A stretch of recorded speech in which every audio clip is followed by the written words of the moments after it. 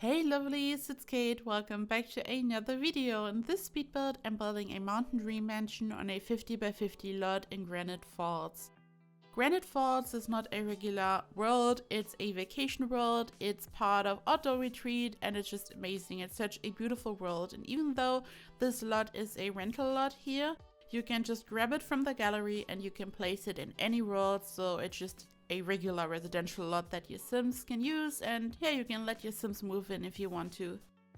So before I'm going to talk about my sunburst of inspiration for building something that's mountain themed or Bavaria themed, I'm going to talk about this curved pass here.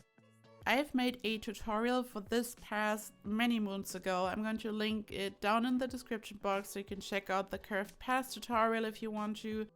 It's really simple. You just use rounded foundation pieces, you arrange them in the correct way. You can add a fence, and in the tutorial I'm showing you guys how to properly place the rounded foundation pieces in the correct place so you have a nice beautiful shape, because otherwise it just looks a bit wonky sometimes. So yeah, but if you are interested you can just watch the tutorial if you want to.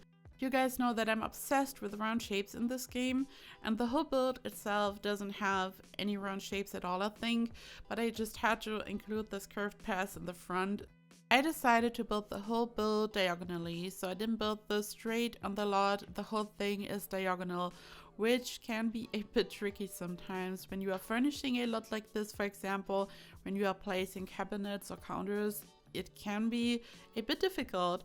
They don't just snap into the proper place, they overlap, and sometimes you have to use Alt to bring them into the correct position and all kinds of different issues, but I think it looks beautiful, and because I built it this way I just had to fill the space in the front, and the curved path seemed like a great idea. I'm also going to add a pond later on because there was some extra space, and the other space in the back was just used for a regular proper garden, so I was able to utilize the whole space of this 50 by 50 lot. There's a lot of landscaping and just generally a lot of stuff going on.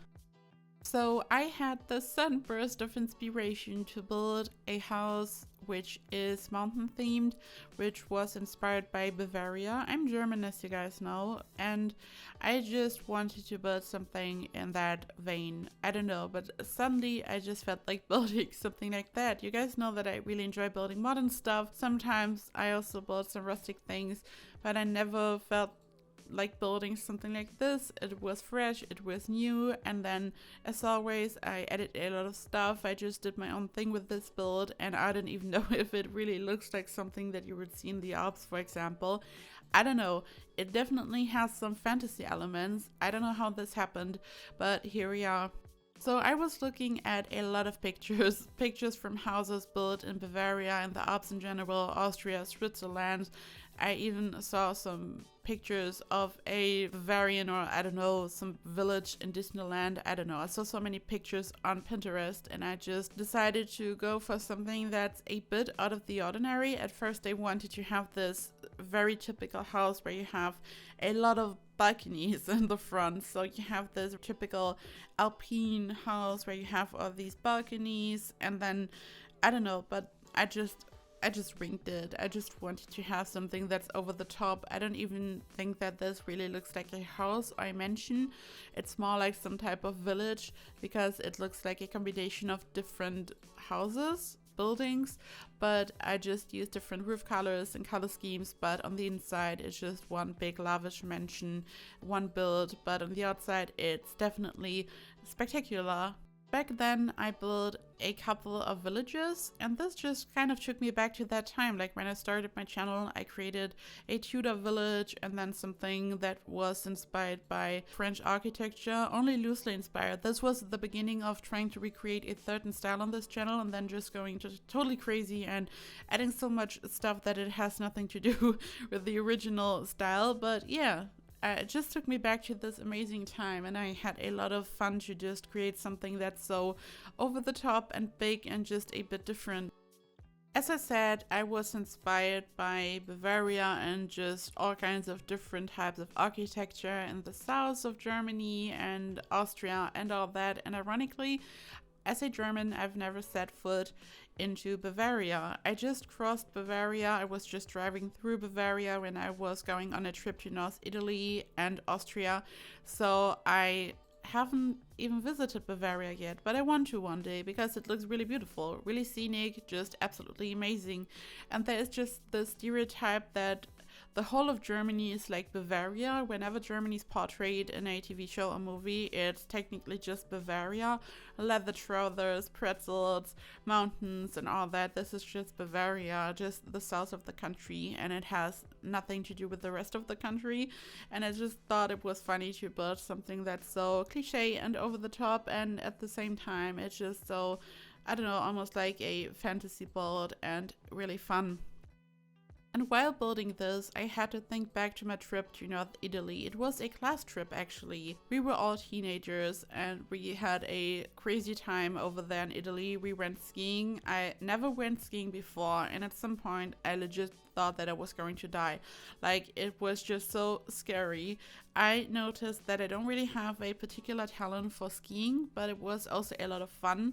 It was fun to go really fast and all that until I fell really hard, and I don't know, my head hurt, I had a headache. I'm pretty sure that I had a mild concussion back then, but the whole trip in general was really crazy and a lot of fun. We were in this little village in the mountains, and it was just so beautiful.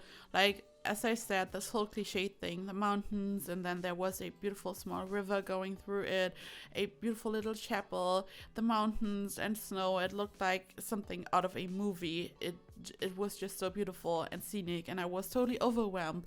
As I said, I've never been to Bavaria, so I never had this whole experience in Germany, but then being there in North Italy, it was just absolutely breathtaking. And the hotel we were staying in was also super beautiful. As I said, this whole Alpine kind of architecture, and you have all these balconies and the flowers in the front. I don't know if you guys know what I'm talking about, but this kind of style, like really scenic, typical Alpine village in the mountains, this kind of thing. And it was just so beautiful. And the hotel, I remember this, advertised on the website that they had a sauna, and we were all super thrilled because you are going skiing and then it's cold, and I mean, the sauna is just great, right? And then we arrived and they told us that the sauna is out of order. But then we kind of pieced the puzzle pieces together, and we understood that they just didn't want to have a whole crazy class of teenagers inside the sauna, because there was like a hallway, and inside the building it was like a normal indoor temperature, whatever that means, but like it wasn't cold, it wasn't hot or anything. But then when you were walking up into one of the hallways, it suddenly got warmer, and then there was like a door, and when you touched it, it was like super warm, almost hot. So I think indeed there was a mystery secret sauna behind this door, and they were just lying to us. And I don't know, we never saw this door open up, but there was definitely a functioning sauna behind that door. The whole hotel was like really beautiful. Every room had their own balcony, and we built a huge snowman on the outside which reached the balconies. It was also beautiful, and the food was prepared in an open kitchen, so you could see the cook, and he was preparing the food, and the food was decent. It was all fine, and then we ate the food and all that, and then someone had a clogged drain in their shower in their room.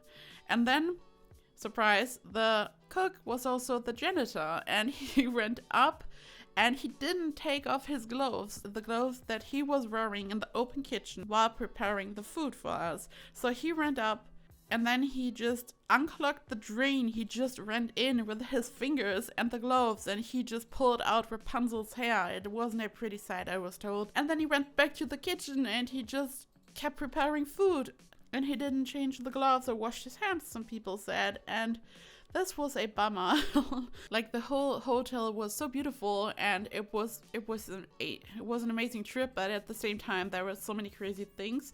But in my experience, whenever you were on a school trip, things were just going crazy, and the hotels were sometimes questionable, and it was just like, I just had to think about all these things while building this. I'm not gonna lie, I was kind of happy when the week was over. We had such a great time, even though a lot of things went wrong, which kind of happens when you are on a class trip like this, I guess. but we had a great time. It was beautiful. We went skiing, we went partying, which is like normal when you are going skiing and you're a teenager. So there were a lot of fun things happening. But after one week, I was just so exhausted because you are staying up all night because you're just on a class trip, and then you have a party, and then in the morning you get up and you're skiing all day, which essentially means that it's just sport, it's a lot of physical activity all day, and then you just go back to having a party and just fun with your class, and it was really exhausting. And also the food, I don't know, it was just horrible what the janitor cook guy did. And then when the trip was over, we were all just waiting in the hallway of the hotel, and we were sitting on our suitcases, and we were just waiting to finally drive home. And we knew that it was a long way home. I don't even remember, like 17 hours or something. We were all exhausted, as I said. It was just enough at this point. And then two idiots, I think they just caused a lot of trouble the night before when they went out to a party, and they were just getting into a physical fight with someone, with another tourist or a local, I don't even know. And then the police came, and we all had to wait just like 5 hours sitting on the suitcases until we could finally go. And I was so happy when I was finally home. It was like, I don't know, I was just happy when I was at home, and then I slept for a day or something. But back to the build. So here at this point, I'm basically done with the exterior. As I said earlier, it's only one build, but it looks like multiple buildings. This blue roof color makes it look more like a fantasy build, and because I use different roof colors, it just looks like different buildings. I've also used slightly different wall colors for these buildings. The wall colors are all part of Get Together, because the pack has this whole Tudor theme and in Windenburg, so I just had to use this wallpaper. It's just perfect. And here I'm finally working on the interior. So I did my research, and I was looking up Bavarian kitchens and just generally interiors in this style, and there are all kinds of different variations, but the two main themes are super dark, like really dark and gloomy, a lot of wood, and bright and happy with some bright beige wood. And I decided to go for this version where I used a lot of this really bright and happy wood color. The reason for that is I think it's something fresh and new. I think I haven't really built anything like that ever. And whenever I'm building something with a lot of dark wood, it looks really super gloomy. I don't know, it's super hard. And here I was trying to find a good balance between a lot of wood, really rustic, but also really happy and friendly and inviting. So I tried to use a lot of clutter and just small details here. And the kitchen generally is like the eye catcher of the interior, in my opinion. The room is really big. The kitchen itself is really big. I wanted this to be like a really huge proper kitchen for a family where everyone can gather, where you can cook some huge family and holiday meals, this kind of thing. I used a lot of counters again, you guys know it, 100 lots of kitchen counters, and then I just used a half wall to create this little nook. And I then decided to have a little custom dining table situation, so I used two sofas. It looks like a bench, and only the chairs are fully functional in terms of actually properly sitting at the table and eating, but of course your Sims can still sit on the bench or on the sofa, and they can just hang out. They could even eat there, just not on the table. I thought that there are definitely there's just enough space to sit down and eat. We have these island counters and some bar stools, so I definitely wanted to include this beautiful corner sofa. I, of course, used the Move Objects cheat to just merge them together. I've always activated all building cheats by default. I use MC Command Center for this. I think it's just amazing. So I don't think that I am never building anything that's like not using any cheats properly, which is why I also always advise to activate the Move Objects cheat when placing my stuff. Of course, I always make sure that it all works and that nothing disappears even without the cheats, but sometimes it's just not working. Sometimes you can't fix it, sometimes you just need the cheat, but of course you can just place it and see if it works, and if not, you can try it again with the cheat, and it's just amazing. I think without it you are just so restricted. you can hardly place some clutter anywhere and just generally some stuff anywhere. And I don't know, the whole tiny living experience was really eye-opening. I really like to use the cheat for all kinds of different reasons. Also for the exterior, you can just place stuff wherever you want. When it just comes to decorating, when you don't even have to think about, I don't know, if something is functional, because when you are just decorating a wall, it's just a wall. You don't have to worry about Sims not being able to use it or to walk by or anything. It's just the exterior decoration. But when Tiny Living came out and when I was working on these tiny builds, which I rarely do, as you guys know, it was super eye-opening just learning that you can really merge objects, that you can push a toilet into a wall basically, and that you can make a one tile white bathroom, which is so mind-blowing still. Once again, shout out to Simaki, she came up with this, just super amazing. And it was just crazy to see that when you just slightly move objects, that you can just make it functional even when you're building on a really small confined space. This was just amazing. And this just showed me that this cheat is important for all kinds of different reasons. I just love it. I don't know. I'm so used to building with it that I don't even know if I could ever build without it. I think maybe it's time for some type of challenge. A challenge of building a mansion without this cheat. I think it would be horrible, especially on the exterior, because I'm just so used to just use certain tricks and do certain things, but then also on the interior, wow, this would be a lot of fun and also super challenging. So this house has 4 bedrooms and 4 bathrooms, so it's really like a typical family mansion, I'd say. And here I'm working on the living room, so technically the living room is one big room, but it's divided in a typical living room, a family room, and just a seating room. This here is the TV corner. And I built this custom TV area, and behind this is the bathroom. I just totally forgot that there is a bathroom and that I have to include a door. And the same thing happened to me while working on the kitchen earlier. I just furnished the whole thing. I was really pleased, and then I noticed that there is no door connecting the kitchen to the rest of the house. And technically the only place for the door would have been where I just placed the counters and all that, so it would have disrupted the whole layout. So I then just added a small hallway so I could connect the rest of the house to the kitchen. It was all, I don't know, it was a hot mess. For some reason I just forgot doors, and of course I added them. It's all functional and connected, but I was just really confused while building this. And here I did something similar. I built a custom sink thingy, so just like I did for the TV situation, I just combined different objects to make it look more interesting. I didn't just want to place one sink or 2 sinks, so I connected them. This is technically just a nightstand for the bedroom. I placed a shelf between the mirrors. I just stumbled upon the shelf here, and I just noticed that I rarely used a lot of shelves on the wall, just the regular shelves.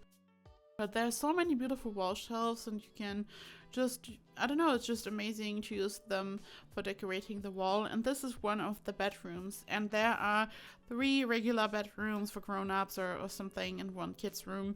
Of course, you can, as always, just remodel them. So it just totally depends what kind of family moves in. Maybe you have multiple kids, so you may want to remodel one of the bedrooms so it's another kid's room or anything. And all these bedrooms have a really similar style. I used a lot of warm, bright beige wood colors, just like I did for the kitchen, so it's the same style essentially. I included a fireplace, clutter. This really looks just like some type of farmhouse style, like really inviting, really happy, not super gloomy. For the multi-level mansion, for example, I used a really dark interior, and I didn't think, I don't know, I just didn't nail it. It looks too gloomy, which is not bad, like if you really want to build something that's gloomy, but I was just going for some type of manor interior, really luxurious, super rich, and I don't know, I didn't really nail it, I think. But that's not a problem at all. Sometimes you just don't nail it, and then next time you just try to be a bit better. So this is almost it, guys. This video is slowly coming to an end. As always, I have included screenshots, including screenshots from the floor plan. You can find this build in the gallery. It's fully furnished. As always, I didn't use any CC. You can find all the information in the description box down below. Thank you so much for watching. I hope that you will have an amazing week, and I hope I see you in the next video. Bye bye.